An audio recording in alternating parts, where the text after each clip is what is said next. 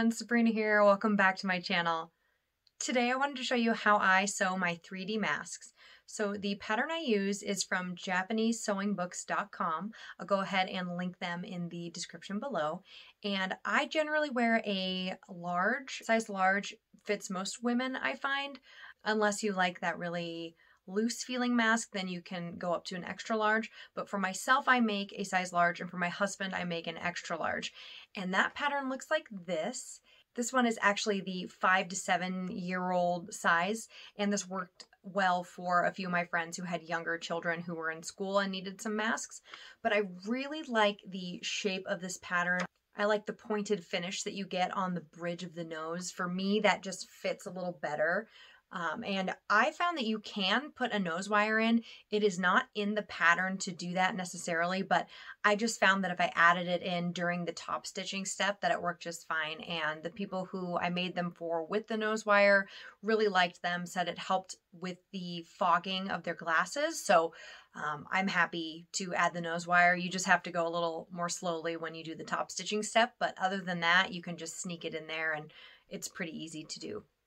So this is an example of one of the masks I made recently for my husband. This is in that size extra large that I mentioned earlier.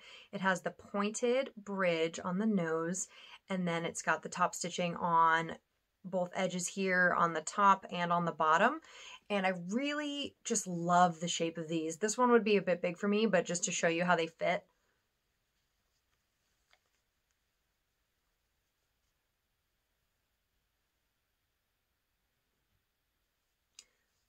I like these a lot. They don't interfere with my nose or my lips when I'm working or talking on the phone a lot at work. Right now I'm working from home, so I don't have to wear one all day long, which is really nice. But when I was in the building, these were a lifesaver because I noticed that the other masks I had been using previously were making my lips kind of go numb, and it was making me like slur my words a little when I was talking. So I much prefer this shape and style, and my husband does as well. I've had a lot of people enjoy the style of mask and ask me to make a few for them. I went with the rounded, like I think it's braided elastic or cord elastic, and I really like these. They are very, very stretchy. This one, I think I made them a little too small. This is one of the older versions I did, but I was using 7 inches approximately per mask, and then all I do is tie them in a knot and then pull them through this little channeling. And that seems to be one of the favorite parts of these masks for the people that I've made them for. I really like how soft they are on the ear. This kind of elastic, especially if you cut them long enough, it really doesn't pull as much as the flat elastic. Personally, I think the little area behind my ear is pretty thin. I'm a pretty petite person, so I just don't have a lot of width back there where I can handle a bunch of stuff rubbing on it. So I really like using this thin elastic. I get mine on Etsy. I'll go ahead and link that store in the description as well. She ships in from the US and she's pretty quick. And that's what I've been going through for all my elastic needs while I've been making masks. So I will go ahead and jump into the making of these masks. I would say for fabric, I use 100% cotton, and it's 2 layers. There's a lining and then an outside. You can add a 3rd layer if you'd like. I think you just have to be really diligent about clipping your seam allowance and points to make sure that it wasn't too bulky, because you do turn the mask inside out and then top stitch. So if you do add that 3rd layer or like a filtration layer, just make sure that you are really, again, diligent about those clips and snips for turning the fabric. So when you begin sewing your mask, what you'll want to do is lay your pattern pieces down. You have the inner lining and then the outside of the mask, and you lay them right sides together. And once you do that, you'll actually go ahead and stitch like 1/8 of an inch. You stitch very close, but you keep in mind that you will be snipping all of these edges. So all 5 of these edges actually get clipped. So with that in mind, you go ahead and you stitch all the way down here, just where the edge of the 2 pattern pieces meet. Then you leave this part alone, and then you stitch this part as well, here along the bridge of the nose area, and then down. So once you have sewn these two pieces together in the area that I just showed you, you snip along those 5 edges like I mentioned, and then you turn the actual project inside out, or I guess right side out. Right side's out, and then from there you go ahead and iron down the seam allowance. Now, I always try to make sure that I have a little bit folded in. Part of the reason that you sew a little further in during the first step is so when it gets flipped out, you have these little areas that overlap.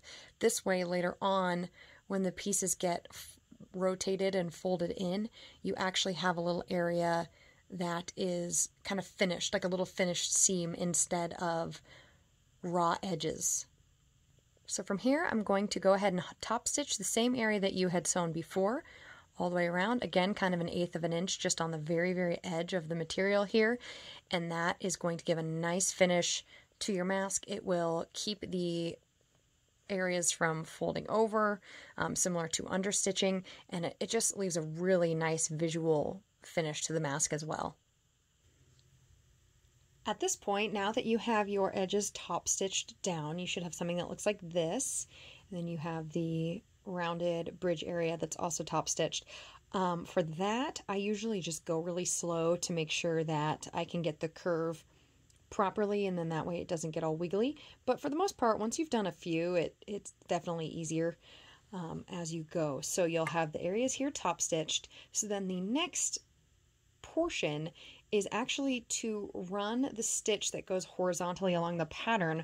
So this is what we're working on next. We're actually going to top stitch these areas, which keeps the structure on the front of the masks. I actually made a couple of these by accident for my husband without the top stitching, and he said it really does make a difference with the way that the mask sits on his face. So I went ahead and fixed those for him, but this is a very important step in this mask making process. So what I do to make sure that I don't end up making it too wide or too skinny is I actually just lay down a mask I've already made next to my mask piece here. I flip it over and then I lay this down and I fold these up until they match, because the idea is you want to fold until the point reaches just the very edge here. But that sometimes can be off just depending on your top stitching and your ironing, which is why it's really important to iron these flat so that you can see that. So I kind of lay them down the way that they're supposed to be here. So I lay them down where they're even, approximately, and then I just lay this down here to double check that it's approximately the same size, which it is. So I'll go ahead and iron these and then run them through the sewing machine and top stitch them down on either side. All right, now that we have the top stitching done on the edges as well, here and at the top, I'll actually take these end pieces, and I hope this looks okay. The lighting in my sewing room is not great right now, so I apologize for the funky angle. But what you'll do is you want to flip this once. I flip the first one just a little bit, kind of have a finished edge and not a raw edge on this section. And then you can iron this down. I usually just do this at my sewing table, but for the purposes of filming, I wanted to show you guys where you could see a little better. So once you have this edge laid down, you're going to fold it a second time. And hopefully you can see, I'll move the camera here in a moment, but there's a little white triangle here, and that triangle is really important. It needs to be there. If you go too much and you cover it over, you're going to end up with these itty bitty little pieces, and then your mask actually won't be able to do the proper 3D shape. So it's really important you go and you leave a triangle here. I don't really know the right amount to tell you as far as size goes. After you make a few, you can definitely tell what works better for you. So I'll go ahead and I guess just leave it there. But once you have it at this point, again, I just do this at my sewing table, and I actually put a clip on this side. I usually just clip one of the edges because then the other edge is immediately going to go under the sewing machine. But you can clip it down here. I'll do this so I can show you that triangle. Maybe this will give you a better idea of the size. And you also want to just keep an eye on the distance between the top stitching and your mask here, because these pieces are going to be folded over in the next portion, and so they need to be about the same distance across. So we'll get to that in a moment, but this is the size of the triangle that you're looking for. And I like to do my insides either white, mostly white, so that I can keep track of that. But you're going to run a seam just straight across this edge to turn this into a tube. Now that this area is top stitched down and you have a nice straight line, I'm realizing I think I picked a really terrible fabric design to show you, because all these little leaves definitely make it hard to see, so I apologize for that. At this point, you take the top flap here and you bring it down so that it is parallel to this other line here. And mine usually sits about maybe 1/8 of an inch away from the other edge. So basically you want this corner to be flat up against the top of the main portion of the mask, and you want it to be as parallel as possible to the stitching that you just laid down. And then I go ahead and clip it. I will say for the record that as soon as this goes under my sewing machine, the clips come off. They really are just there to help hold things in place between the ironing board and the sewing table. But I've made so many of these at this point, it's like second nature. So you do the same thing with the bottom. Line the point up with the end of the fabric. Keep this as parallel as possible. You can see here that this one is a little off. It does happen sometimes. I find that even if I think that everything is exactly the same, they may have a little bit of a shift in them, or one side might be a little higher than the others. Once you make a few, they go together really quickly, but I do tend to notice a few little things like that happen here and there. So now you'll take these and you will stitch across the top. I always do it with the inside up. That way I can keep an eye on stuff as it goes, and I'll run it from, I usually do 1/4 to 1/2 inch in, just depending on where these end up laying down. But you need to go into the furthest one all the way down and just try to keep that line parallel to the top stitching. That looks the nicest on the end when you're finished. And you want to do the same thing with this stitch that you did with this one, where you start a little further down and then go up a few before you do the rest of the stitching. Okay, so now that you have those pieces done, your mask is finished. All you have to do is add the elastic. I'll be totally honest, out of this whole process, putting the elastic on is my least favorite part. I seem to be having trouble with little tedious things like threading the elastic through with a safety pin, but I have chosen to use the thin braided elastic, and I put it on a safety pin and just thread it through. Some other people use the thick elastic, but I find that this stuff tends to be a lot softer on the ears, and people who I've made masks for have really enjoyed this elastic instead of the other stuff. So once you have that elastic done, you are finished. All I do is tie a knot. Let me pull this one out so you can see.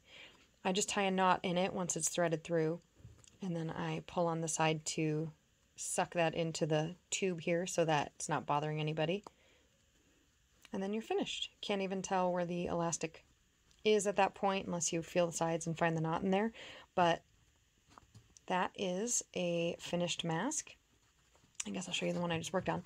That is your finished mask, and it is ready to go. You can also put a nose wire in here. I have done that for a few masks. Just depends on the wearer's preference. At that point, you would just add the nose wire in before you top stitch, and then just carefully top stitch around it. And if your wire is thin enough, it should keep that point pretty easily. So that is the mask all done. All right, so if you guys have any questions or comments or requests, please leave them in the comments below, or you can find me on Instagram at Sangreena619. I'll have that linked in the description as well. If you enjoyed learning how I made my masks, go ahead and like this video so I know you enjoy this kind of content. And if you haven't already and you'd like to join our sewing circle, please feel free to subscribe. Thanks so much for stopping by, and I hope you have a wonderful day.